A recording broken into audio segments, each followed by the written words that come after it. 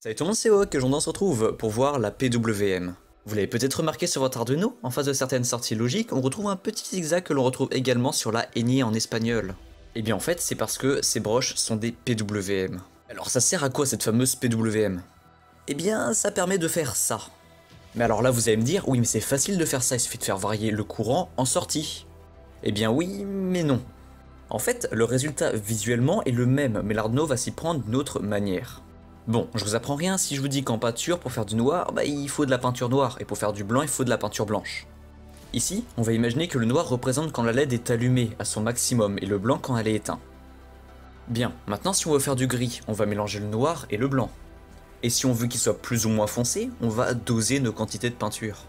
Et bien la PWM, c'est ça, on va en fait doser nos quantités de noir et de blanc, donc si on allume ou non notre broche, et créer l'illusion d'une teinte intermédiaire.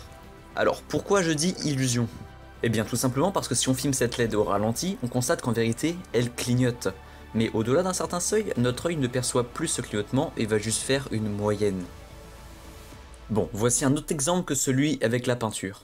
J'ai ici un cercle avec la moitié de noir et l'autre moitié de blanc. Si je le fais tourner doucement, on remarque que les deux couleurs clignotent. Et si j'accélère la vitesse de rotation, les deux couleurs se confondent et on obtient du gris. Maintenant, si on colorie un quart du cercle en noir, on remarque que ça nous donne du gris clair. Bref, je pense qu'à ce stade vous avez un petit peu compris comment ça marche. Et PWM, qu'est-ce que ça veut dire?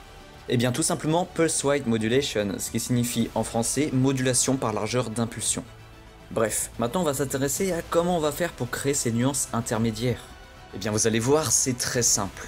On pourrait s'amuser à mettre tous les délais nous-mêmes, mais vous imaginez bien que ça serait beaucoup trop long. À la place, on va utiliser la commande Analog Write.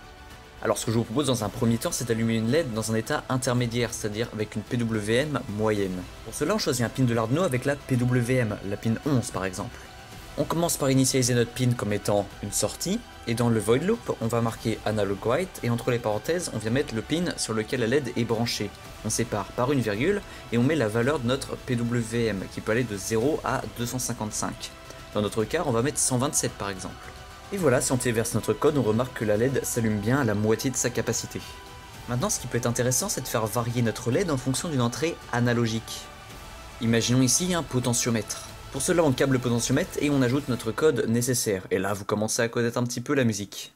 On crée une variable, on déclare la pin du potentiomètre comme étant une entrée, et on dit que la variable est égale à la valeur du potentiomètre. Mais maintenant, souvenez-vous, les entrées analogiques renvoient des nombres allant de 0 à 1023. Or, nous, notre PWM ne peut aller que jusqu'à 255. Pour cela, il nous faut trouver le coefficient multiplicateur. Pour cela, rien de bien compliqué. Quand on a 1023 d'un côté, on a 255 de l'autre. Et là, il suffit de faire un produit en croix, ce qui nous donne environ 4. On vient créer une nouvelle variable qui va contenir notre nouveau nombre, et on dit qu'elle est égale à la valeur de notre potentiomètre divisé par 4.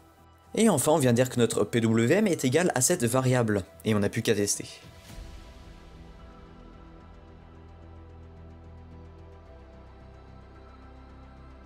Et on peut faire de même avec une photorésistance, on a juste à changer le nom de la variable et à la câbler. Bon, je pense qu'à ce stade vous avez un petit peu compris comment ça marche.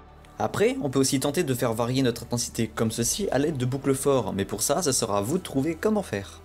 Sur ce, c'est déjà la fin de cette vidéo, j'espère vraiment qu'elle vous aura plu, et on se dit à la semaine prochaine pour voir les buzzers.